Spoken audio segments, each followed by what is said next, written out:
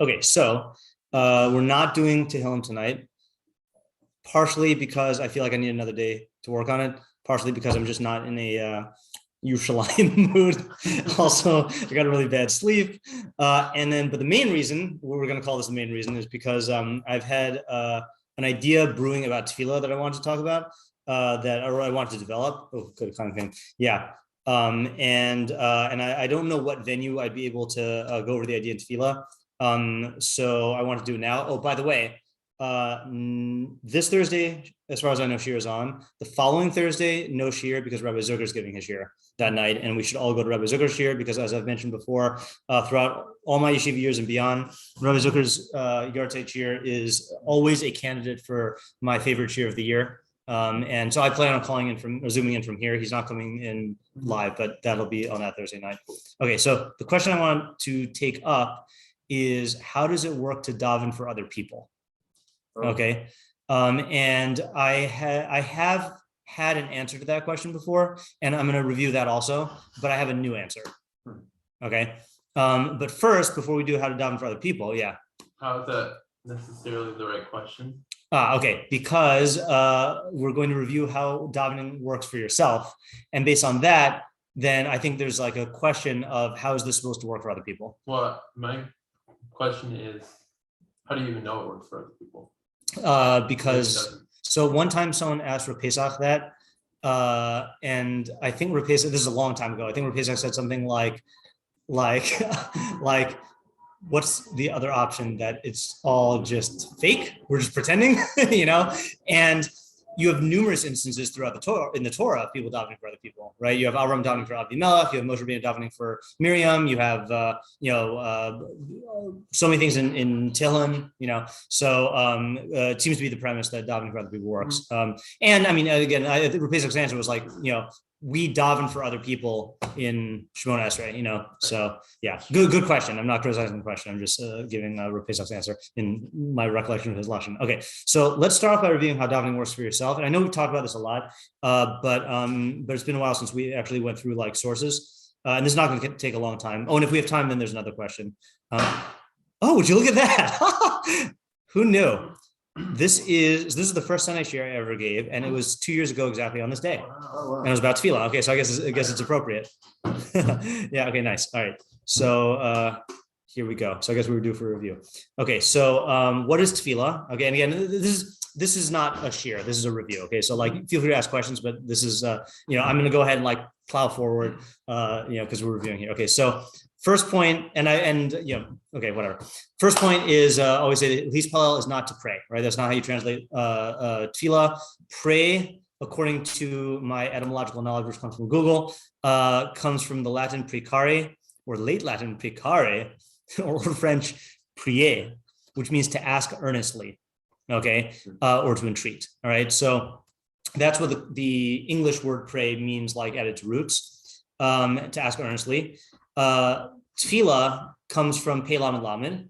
Okay, Pei Lamed Lamed. Oh, so I'm going to give two definitions, and these are not necessarily mutually exclusive.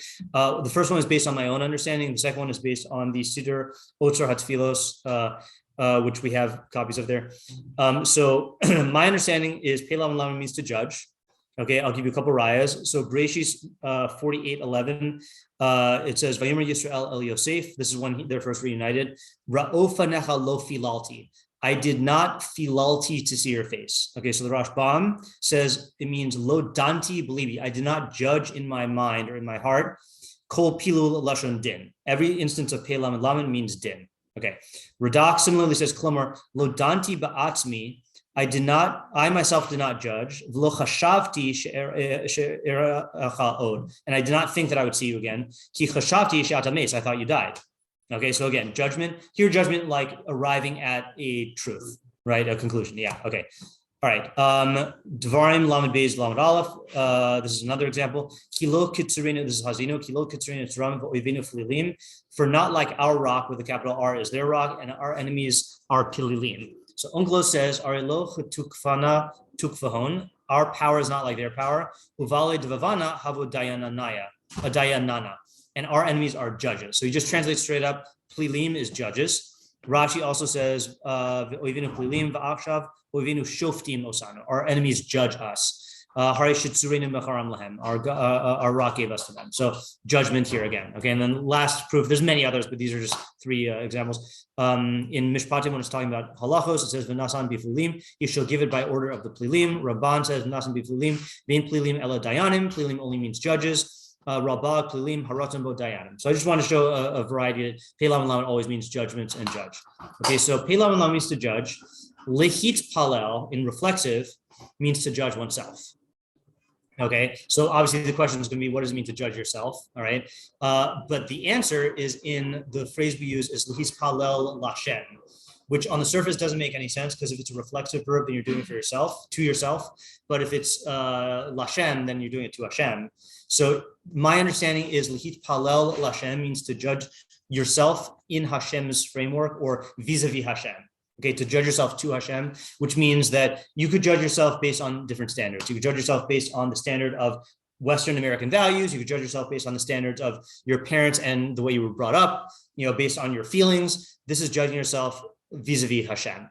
Okay, and that's the act of tefilah. And we went through Shir earlier this year that basically with shavach, what you're doing is you are acknowledging God as the source of reality and contemplating your place in existence vis-a-vis him. Okay, that's one form of self-judgment. Bakasha is when you're judging yourself in terms of your ability to procure your own needs and arriving at the recognition that only God can provide for your needs. Okay, and therefore he's the only one who you should ask. And then Hoda is acknowledging what God has given you and realizing that all of your good comes from him and not from you. That's all. These are different forms of assessment. So those are the three channels. Okay, any questions on that so far? That's one definition of tefilah. I mean, I don't know if it's a question on this or just a general Sure. question, but I feel like we don't do that so much. Yeah, you have to. Like in the words even, Yeah. So that's the long, laborious process of learning what you're saying on a basic level, and then like learning the ideas, and then actually like being mindful when you do it. And that takes a lot of work. But the good thing about the work is that you practice 3 times a day. So like once you lock it in, then all you have to do is be mindful, and then like you do this. But like these words specifically, I'm looking at Shimon Esrei. I feel like it's not that.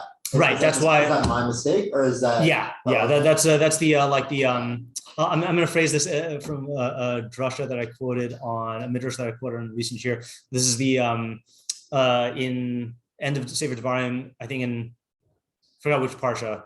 It says it's talking about Torah. Kilo davar reikhu mikem. It is not an empty thing from you. So the Chazal say it's a question like, why does it say from you? It should just say the Torah is not an empty thing. So the drasha is lo davar reikhu, it is not empty. Im like ata motze reik, and if you find it to be empty, mikemhu, it's from you. Like it's lacking in you. That should be the assumption. And this is why, like, I haven't done this for all the brachos of Shemona Esrei. I've given a shir on Rafa'enu, and I've given a shir on Ata Kadosh, and I have given an unrecorded shir on Ata Chonen Ladam Da'as. So, we got to go through the shir. This year it ended, this used to be a tefilah and Tehilim shir. The pendulum swung more to Tehilim because that's where my interest was. But yeah, we have to like learn what we're saying. Yeah, I think maybe like the explicit step that Oren's missing, that like his question is coming from, that I remember maybe from this year. Yeah. Is that the judgment that we're doing to ourselves in Hashem's framework when we're davening is we're checking if our convictions are aligned with the convictions that they should be based on the tefilah requests that we're making. Correct. If we don't actually have a conviction that we want the things we're requesting, then that shows us we have something. Okay, well said. Well said. Yeah, I think that was part of this year. I don't think that's going to be in the part that I go over, but that's good. It's like so tefilah is like the ultimate reality check. Right. 3 times a day. Yeah. Okay. Second idea is from the Otzar tefilos, which I always forget. There's different Sidurim in the Otzar tefilos, and I forgot who wrote this one. I don't know if it's Chaim Zundel or someone else. So he says, I'm just going to read it in English.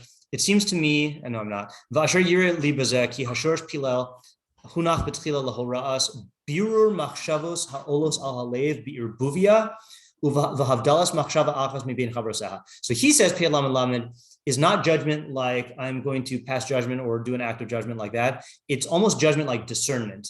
that he says it's the clarification of thoughts that arise in the mind in a state of confusion and the separation of one thought from among the rest. Okay, so discernment might be a better term for that kind of like judgment. Okay, and he goes on. So he explains the same pasuk but differently. So Yisrael said to Yosef, I didn't pilalti to see your face, which means, so he says, lo shafati lo sha'arti liros panecha. I didn't judge it to be so, or I didn't consider it likely that I would see your face. Okay, then he says, if he had said, lo chashavti, I didn't think, or lo demisi, or I didn't imagine, lo alsa alibi, it didn't occur to my mind, that I would have said that Yaakov gave up hope completely, and that he erased Yosef's memory from his mind and forgotten him. Okay, but in truth, this was not the case. He refused to be consoled because you can't receive consolation over someone who's alive. Okay, that's a whole separate idea. Many times you find that he said Yosef is not here. He didn't say he's dead because he wasn't fully resolved that Yosef had died. You could see that many thoughts were wrestling in his mind, but he didn't know how to decide. He said, therefore I did not filalti. So what he's saying is filel is to remove conclusion from your thoughts and arrive at a clear conclusion. And that's like saying, so it's like Isaiah said, so the way Isaiah was explaining my idea of tefilah is you're judging yourself and saying, are my thoughts and desires and wants in line with God's value system? This is like, I have many thoughts floating around in my mind, and some of them are and some of them are not in line with God's system. I need to like separate out what thoughts are true and which ones are false. So similar place that we reach, but just different, like, this is more like filtration.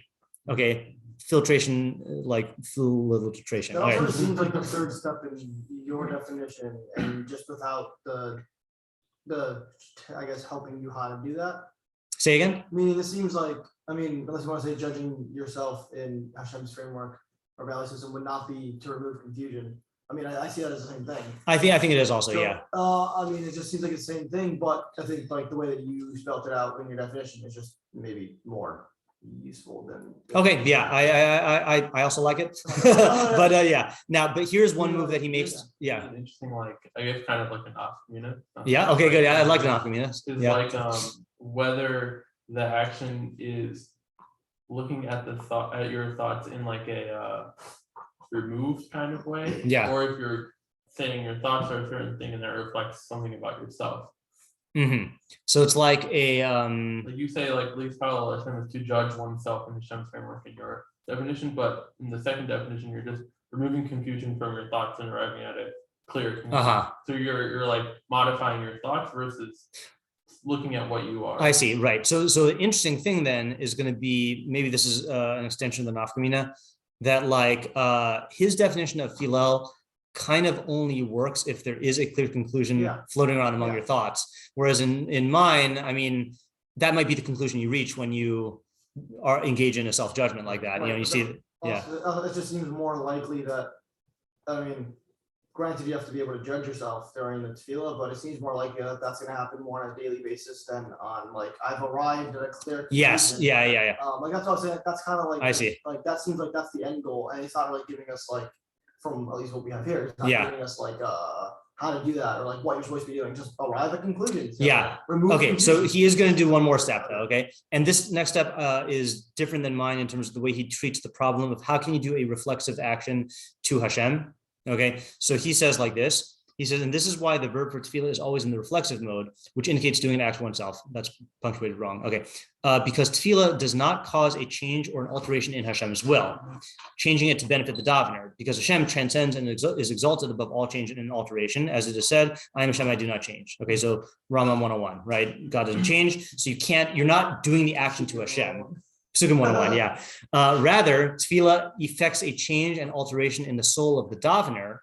I'll just read this in Hebrew. It affects a change and a transformation in the soul of the davener. When he gives over his heart and thought to his creator. And through this, when his tefilah is proper, then there will be a change and alteration in his individual station. Switch back to English. For Hashem is always ready and prepared to benefit his people who follow in his ways, and that is how he created his world. Rather, it is they, the people, who have blocked this divine beneficence by building a barrier through their actions and their undesirable ways between themselves and their creator. But when they remove this barrier through tefilah, they will automatically become disposed towards the good, such that the davener effects change in himself, causing his soul's level to ascend, thereby preparing him to receive the good. So this is a big theme in Sefer HaChinuch about whenever Sefer HaChinuch talks about hashgacha. And the good analogy here is if you have like let's say like a thermos or whatever with a cap on it, and you put it under the sink that's on, and the water is going to go on top of the cap and just like not go into the canister.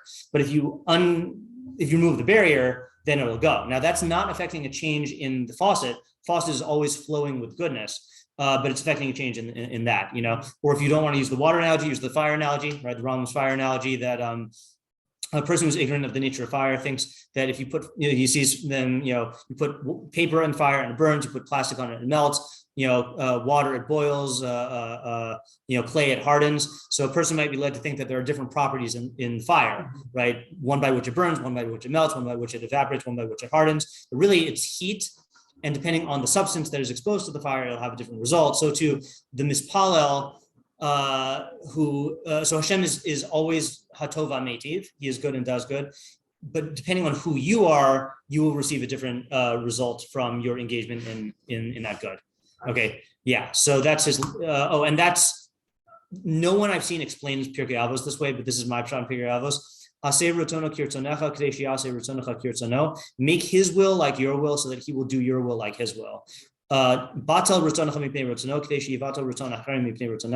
one's harder. But what it means is everyone wants God to do their will. What's the guarantee way to make God do your will is if you make your will conform to his will, he's always going to do his will, right? So you just got to like align yourself with that, and then you'll get it. So that's the summary of Hispalel Hashem according to the Avodas Halev. Change yourself by engaging in the thought clarification process of tefilah, thereby rendering yourself worthy of receiving the good that constantly flows from Hashem. Okay. All right, so that's our review of tefilah. Okay, so now we get to the question that I wanted to answer. Okay, so I'll open the floor to you first. Let me just state the question. Okay, so the question. Hold on a second here. This doesn't really matter. I'm not sharing anything on the screen. It's weird. I don't even know what I'm doing here. Okay, I'm not going to touch it. I don't even know what shows up on the YouTube thing. Okay, whatever. Anyway, the question is, how can you daven for someone else and have it affect them, right? Because I understand for me, if I change myself, God is going to relate to me differently based on who I am now as opposed to who I was before. But if I daven for someone else, especially someone who let's say it's someone who's not interacting with me, right?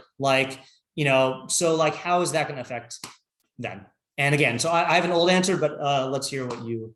Just to clarify on the question. Yeah. Are you saying that in the answer of how this would work, this would apply even if the person didn't know that you were praying for them? Yes. Okay, that's an intermediary question, I think. We don't hold that intermediaries. Yeah. No. Yeah. How does it work? We don't daven when you daven for like a specific thing. Like I want X. Like how does that work? To me, everything that you just said sounds more like you daven whereby you remove these negative character traits or whatever, and then there's just a general flow of goodness. But how does that become like a specific thing? Like I want this, whatever. Yeah. So let me give an example of that. I'm just trying to think which of the 13 examples to use.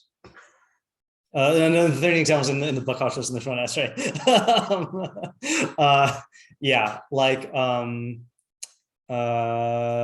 Let's use knowledge. Okay.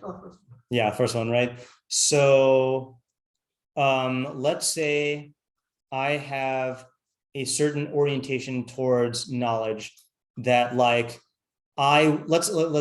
pretend I'm a Talmud of a former Talmud of Rabbi Akiva, right? Okay. And I want my involvement in Talmud Torah is for kavod, right? So that's my whole way of learning. Okay, and let's say one day I daven and I have really good kavana, and I realize what exactly is the reason why I should value knowledge?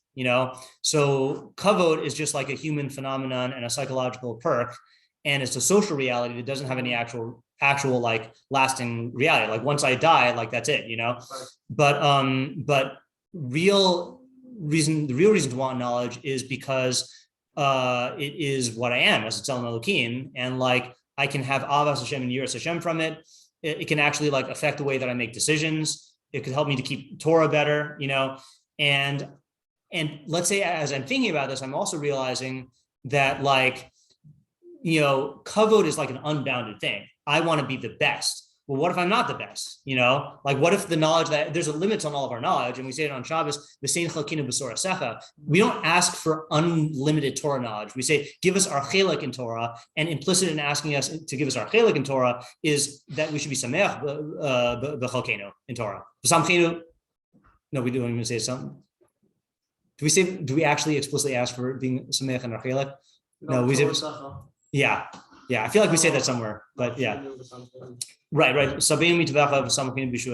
right, fine. So it's samchino, not okay, whatever. Anyway, but it's a good thing, right? So then you'll realize like, oh, I'm in totally the wrong framework. Not only am I looking for knowledge for the wrong reasons, but like what I'm looking for of like, I want to be the best, or I want like this admiration might not even be what's in my grasp. Like maybe like all I can have is like this portion of Torah, So to answer your question, so when I'm asking for this, I'm changing my orientation towards Torah. And what that's going to do is in a hashgacha klala sense, like just even if God did not intervene, right? Yeah. I am now oriented towards the pursuit of knowledge in a different way, right. So I'm going to see different opportunities. I'm going to seize them in different ways. I'm going to go about them with a different sense of gratitude and humility, and like patience and acceptance and all this other stuff, and if you combine that with like what we actually ask for, Dea Bina Haskel, and you understand like what the things you're asking for, you're actually highlighting different kinds of knowledge and how God gives it to you. He's chonin da'as and then melamed bina, so I get all this, and then I'll if I think about this, I'm actually like doing a reality check on the channels by which I encounter knowledge, and then that's not even taking into account hashgacha, which I don't know how hashgacha pratis works, but like however hashgacha pratis works, like there is a lot of stuff about gaining knowledge that is not within your control, and and that's really where you're relying on Hashem to bring about like the right interactions at the right times to be able to get more knowledge. What about like a specific material thing? Right. Like a lot of people are like, oh, I daven so that I do well on my tests. Right. That I don't know, win the letters. Well, there are ways that God set up that you can do well on your test if you study and pay attention in class. Yeah, right. So I'm gonna go to the meaning like God set up the laws of nature that if somebody like studies well and they try hard. Understood. How does davening get into that? Oh, because you recognize that you want this thing, and therefore you also can recognize that it's within your power to get that thing. Yeah, I'll give my favorite example, which is not so much about tefilah, but just the best example. This is from my friend Rafi Kralancic. I know I've said this a lot of times, but whatever. I like saying it. It gives me joy to say the sentence. Okay, you'll see the sentence when I say it. Is that Rafi was saying how like isn't it amazing that you can take flour and sugar and eggs and you oil and you mix them together in a certain way, and like you put them in an oven with heat, and like a cake pops out. Mm-hmm. Okay, and it's like God set up a world where you like do XYZ and cakes pop out. Yeah. And that's the way that it works. But the problem is if you just sit here and you just wish for a cake, cakes don't pop out of wishes. Mm-hmm. So the problem, or if you do like with our Rabag example of hashgacha, if you dig in your yard for a yacht, then that's not how you get yachts. So you can dig all you want, and all you're going to do is destroy your yard and waste energy, right? So there are ways to engage in the world where you get yachts and cakes, and there are ways that are ineffective. So when a person wants something in the world, then you deep down you have this childish wish. I wish for this thing, and then somehow magically that's going to make it happen. Or I have like my thoughts about it. This is my plan, and it's going to go exactly like that. But that's not how it works. Like when you use tefilah and ask for the thing, and you think about how you're engaging the world and how much stuff is not in your control and how many factors that you don't even know also, like you might be engaging in the wrong way and for the wrong reasons. And so you are orienting yourself to get that thing in the right way and acknowledging that it all comes from God. Mm-hmm. So that's just in the hashgacha klaus way. And then in the hashgacha pratis way, then there's also like some form of assistance, But the main point I would say though is like what you're doing is you're trying to understand, you have the right as a human being to with Bechira to formulate what decisions you're going to make and what plans you're going to use to implement that. And what you're essentially doing in tefilah when you make a specific bakasha is you're presenting it before God and saying, may this be in line with your will, but you're thinking it through and like you're judging it to see whether it actually is in line with God's will based on your knowledge. And then saying, this is how I intend to, like, you're committing yourself to relating to it in this way, which is going to set the way that you see it in real life. Okay. But just in the interest of time, yeah. I have just like a general question about this framework. Yeah. Does this framework have a place for things that you don't feel like have ultimate value, but you just want them and like you still want them? Like, I don't know. Yeah. I mean, somebody does want a yacht, like. Yeah. My advice for that type of thing has always been that there is a reality to Yishuv Hadas that, which in my understanding in the way that is used in the Rambam, at least, is like psychological equilibrium, like being at content. There's a word for this I'm looking for. No, peace of mind. I think that's the closest thing to like Yishuv Hadas. Equanimity. Yeah, it's a type of equanimity, but not in like the lofty Stoic sense. And so like the Rambam gives examples of this in Shimon Prakim, like sometimes you need to take like walks to like put yourself in the right frame of mind. Or sometimes you need to like listen to music or like look at beautiful pictures. Rambam says listen to music. Okay. Yeah, he says it in the context of curing yourself. Yeah, and clearly when there's a mikdash standing, because no one can be happy when there's no mikdash. Yeah. Well, unless they're working on both. Okay, good. Yeah, all right, fine. We're not going to get the Rambam music so yeah. Keep into the rhythm. Yeah. And when you're grinding spices, they like hearing it, right? That's the thing. Yeah. Oh yeah. It's grinding spices, and then if you're working. Yeah. So anyway, so there is a reality that like, if you have a desire that is interfering with your ability to have Yishuv Hadas, then you cannot devote all of your energy to Avodas Hashem. Now, again, you have to be honest with yourself. First of all, you're allowed to ask in davening for whatever you want, but my advice is always to try to like level it up one step to where you're asking for it honestly, but putting it in God's framework in a way that is like leading you to mature, So saying like, I want, I gave this example before earlier this year also, like someone I know was obsessed with an addictive phone game, a game on his phone, and like he was like missing like going to סידור late or whatever, I forgot what the facts were. So like he davened, like help me to beat this game so I can stop playing it, and so I think that is one way to relate to desires. There's probably a framework where you could also say that like, that enjoying certain pleasures is a good thing instrumentally, like not just as a removal of distraction. Like there's an idea like that on Onik Shabbos also, that like having good food puts you in an enjoyment and stuff, puts you in a frame of mind like serve Hashem, so that's what I would say. Perhaps I don't know if that's the full answer as part of it. Okay, so davening for another person. Yeah, you have an answer.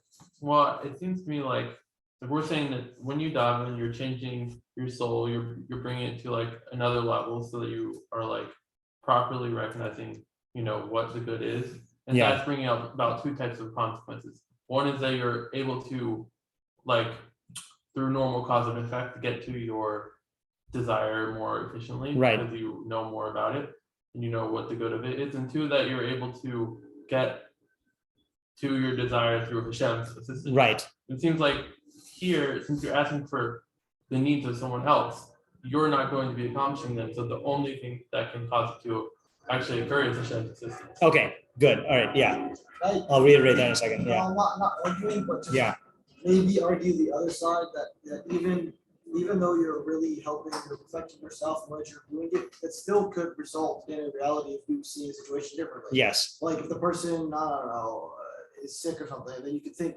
oh, like if you think about it in the right framework, you'd be like, oh, maybe we haven't tried this guy, right? Second opinion, right? Yeah. Okay, good. So I was actually going to say that first, and then go to that. So davening for someone else in the Hashgacha Klaus framework, just in terms of laws of nature, then if your tefilah is actually good, it will affect the way that you view the situation and hopefully act Now you can't always do something in terms of action, but like let's say, for example, if you are, we'll use an example we could all relate to that you mentioned before, is like if you are just davening and asking God to help you like ace a test and you're not studying, then there's something wrong, right? Like that's like a childish tefilah, right? But if you're davening and recognizing that this should cause you to exert all of the things within your control to get the best test possible, and then trust Hashem in those areas that are not in your control, that's going to be good. And this type of tefilah for someone else could lead you to do that for them as well. Like let's say you're davening, I don't know, for like, peace in Ukraine or something like that, right? Like hopefully that will cause you to actually change the way you relate to your fellow human beings, and and the way you relate to peace or to things that have nothing to do with you in your day-to-day life, or recognizing the things that you thought had nothing to do with your day-to-day life actually do, and that'll change you. And then secondarily, it's what Isaiah said, which is that that you're fully acknowledging the fact that this is not within my control, and you're turning to Hashem for help. Now, here's the thing though. So this is the way I'm going to say it, is that when you are davening for your own needs, you're trying to engage the hashgacha as a gavra. But when you daven for someone else's needs, you're asking God to engage in helping them as a chefza. Okay, how so? Because what you're doing is every person has their own circle of needs that they care about, people and things that they care about. And what you're really saying is that if this, let's say for someone who's sick, if this person is not well, it affects me and my happiness. And I'm asking for you to heal this person as one of my needs, which is why the more of a tzaddik you are, then the more effective your tefilos are for people who who you don't even know. Like a real tzaddik who cares about every single human being will be pained by the thought of like someone who is just another human being who's like sick, even if they don't know them. Whereas someone like me, like I'm not going to care about a random like name on a list. Sue me. I mean, hopefully I get to that point, but like I'm not going to do that. Yeah. So, and you're saying that would have to be hashgacha, like hashgacha in like the way we don't understand it, like in hashgacha pratis, yeah, right. Right. Okay, so that would be like whatever it means that the person that the tzaddik who's praying for the person as like a need of his for his mental well-being, then hashgacha goes, don't worry, tzaddik, I got you. Yeah, so I'll give the clear example of this in the Torah is Hashem saving Lot because of Abraham. Right. My understanding is that Lot did not deserve to be saved, but Lot was Abraham's family, and it would have pained Abraham if Lot were lost. So to my knowledge, Lot didn't daven to be saved. God intervened to take Lot out, on Abraham's behalf.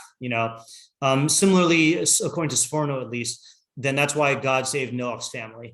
That it's not so clear that they were like deserving to be saved. In fact, Psukim claimed charge that they weren't deserving to be saved, right? That Noach was the only one who was like, Tamim Hayab Zorasav, Yeah. Okay. So that was my old answer. Okay. And it's still true. Okay. Yeah, I've heard his answer before. Yeah. Okay. But okay. Okay. So here's the new answer. Okay. And this is kind of, I meant to find this, but I didn't have time to look because I just decided to give this shiur right before. So this is based on a Rashi in Moed Katan somewhere, I think somewhere in the beginning, where I heard this from Rabbi Moskowitz, where Rashi explains the reason why hold on, I'm just forgetting it now. I'm not going to quote it because I'm going to botch it. So forget that. Okay. Look for it, but forget it. Okay. All right. So here's my answer. Okay. Which is like this, is I think that you're hearing that weird sound. Yeah. No, the fire alarm upstairs I got going off yesterday. It's like, seems like the batteries or something. So I thought we disconnected it. All right. Well, if you think there's a fire, then you should check, but yeah. Okay. Also, I'm pretty sure people upstairs. Okay. Okay, so so I think it works like this, is that because we create a culture of tefilah, where it is a known thing that when someone is sick or in need, then people daven for them. So what that does is it strengthens everyone's trust in Hashem. Okay, the fact that we create a culture where we all turn to Hashem when You want to wait till you're done texting? Yeah, I'm just putting out a thing on the dorm chat. Okay. So I can check it.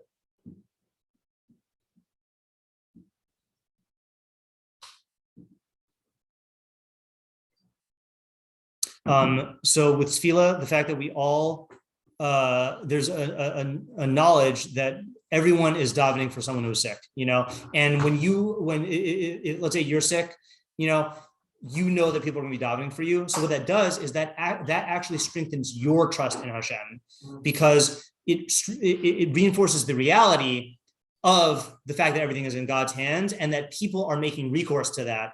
And that they believe that it's in God's hands. And the reality is our conviction is affected by what other people believe, so it's a funny thing. It's like it's not a placebo. It is let me state the thing. It's like this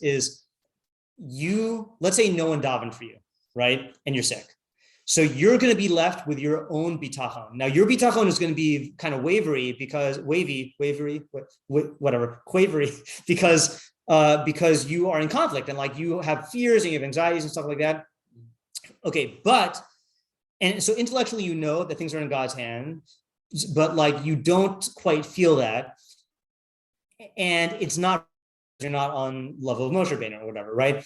But when everyone is davening and turning to Hashem, that strengthens your conviction, because we're so affected by what other people are doing and what they put their trust in. It makes you stronger in your trust in God, and that actually changes your perfection and your level of worthiness for Hashgacha. Yeah. So this would only work if the person who is, let's say, in need knows that there are people davening for him, right? Yeah. Now, here's the thing, though. I'm going to say, so yeah, I mean, I think that if you pull I'm not picking on him, but if you pull a Norm Macdonald and you don't tell anybody that you're sick until you die, so then this is not going to work, right? Except maybe for the people who like really have a really good kavanah when they say for all Jews, But I'm saying that for the normal cases, this is going to work, and I think that this is one of the many reasons why we say that you should always attach yourself to the tzibor, because if you're not part of a tzibor, so then this won't happen for you, And I think we take it for granted because we have only grown up in a world where there are tzibors. Yeah. But I was recently talking with Rindy about how we're talking about changes in Judaism, and the radical change of creating tefilah, of Chazal completely changing tefilah and inventing brachos, minyan, beis haknesses, and like tefilah barabim and all this other stuff. Can you imagine like what would Jewish communities be like if there were no shuls or davening? They would not. There would be no communities except maybe organizations of like guilds of like people getting together to like make villages for practical needs. Right, but yeah, exactly. Yeah. So the creation of like the institution of the basic Knesset and Tefilah B'tzibor, and the fact that that's where Jewish communities like form, like they form around minyanim, and you making yourself a part of that does kind of make an assurance that when you are sick and the people in the tzibor know it, they will daven for you, and then you'll know that they're davening for you, and then that's going to bring everybody's trust in God up. How does the trust in God do anything? Because trust in God is a perfection. I mean, in many ways. I mean, trust in God is a recognition of what your actual place is in the universe and what God's place is in the universe, and you vis-a-vis Him, and that all your good comes from Him, and all the stuff that is not in your control and a rejection of Avodah. How does that heal me, though? Well, certainly good to well, it heals you in terms of the hashgacha. It makes you a candidate for, there's no guarantees in tefilah, but it makes you worthy for hashgachas Hashem. Uh-huh. The more perfected you are in your ideas and in your midos, Mm-hmm. Yeah. I mean, it can help you practically also in the fact that you're not going to give up hope. That's a big thing psychologically in tefilah. I mean, this is something that cultures other than the West recognize more than Western cultures do about the role in the mind-body connection. So much of actual bodily healing is based on your beliefs that you're going to get better and your beliefs about how the medicine works and all this other stuff. So a lot of it is dependent on and whether you're giving up or not. Right. I was going to say also like the willpower to keep doing it. Yeah. So it has that effect as well. I was speaking more about the hashgacha thing. Yeah. Yeah.